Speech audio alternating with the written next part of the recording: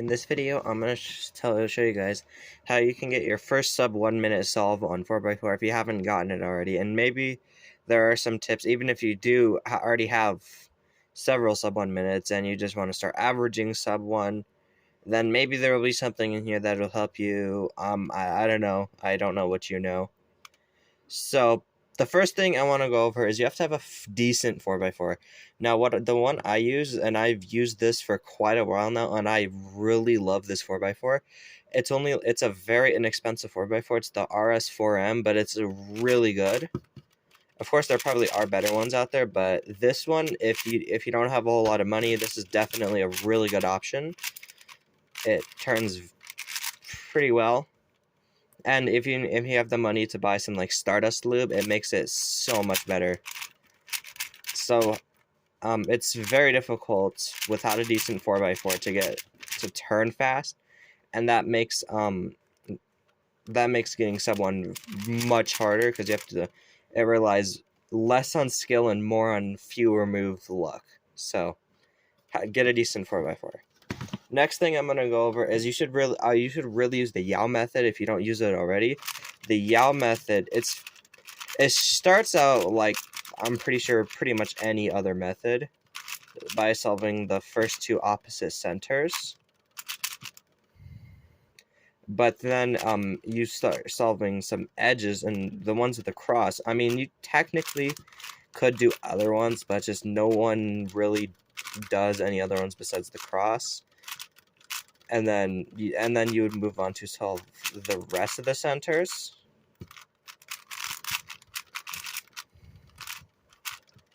And then you can continue with edge pairing, and there's a variety of different ways to edge pair.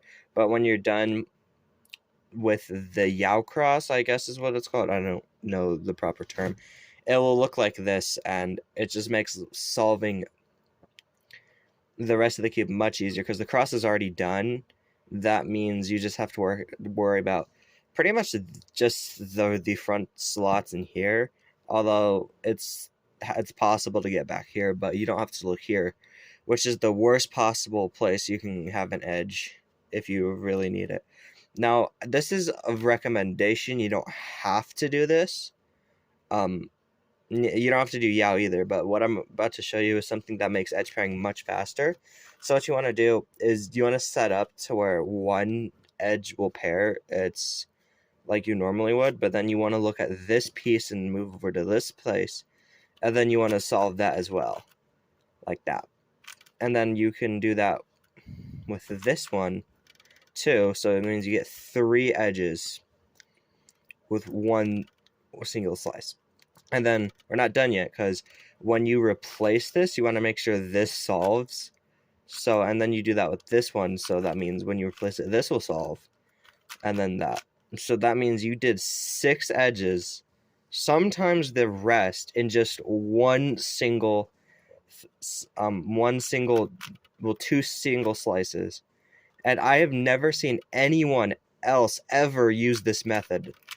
I've been to 4 competitions, and nobody I've ever seen that would do 4x4 ever uses this. But it's really fast, and it's what I use. Of course, there probably are better ways. It's just that way is really recommended. Of course, you can get cases where, like, I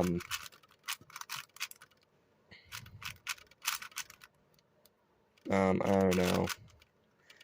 Maybe something like this, where like you want to solve this, but then if you want to solve this, you have to remove this. All you'd have to do for a case like that is just slice and then replace it with an unsolved edge and then slice back. Of course, it varies a lot. If you want an in-depth tutorial, then I probably will make that if people really want that. But it's what I use, and it's pretty fast. Of course, as I said, there probably are better ways to edge pair, but this is just what I prefer.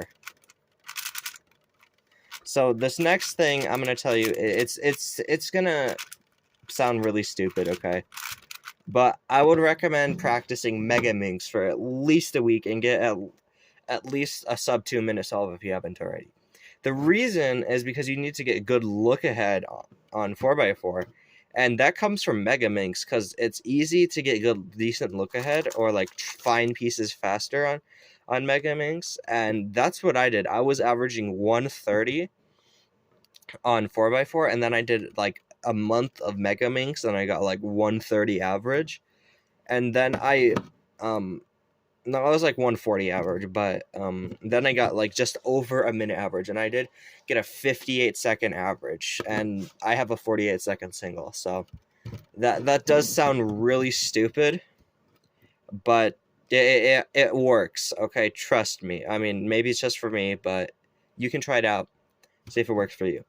So then, of course, the last thing you will need to do is practice 4x4 a lot.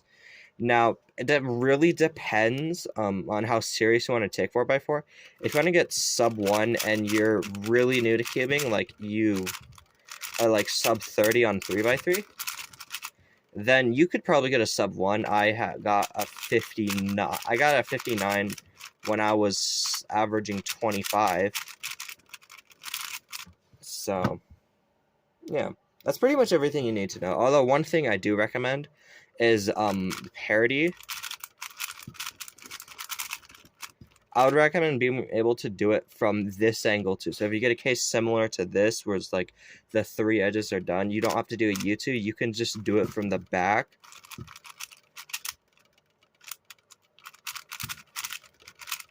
It's something I would recommend doing. And it's something you can get fast at. Of course, that's just a recommendation, and half the time I even mess up on that. But anyway, if you have any questions on anything that was in this video, or just want, if you really want like another tutorial, if you have or maybe you have a challenge for me, just leave a comment. And I read pretty much all my comments. There are a couple I don't read all the time, but that's because I haven't gotten to them. Anyway, thank you guys for watching, and I hope this helped. I'm pretty sure this will help at least one person out there, and I guess that's what counts, right? So, I'll see you guys in the next one. Bye-bye.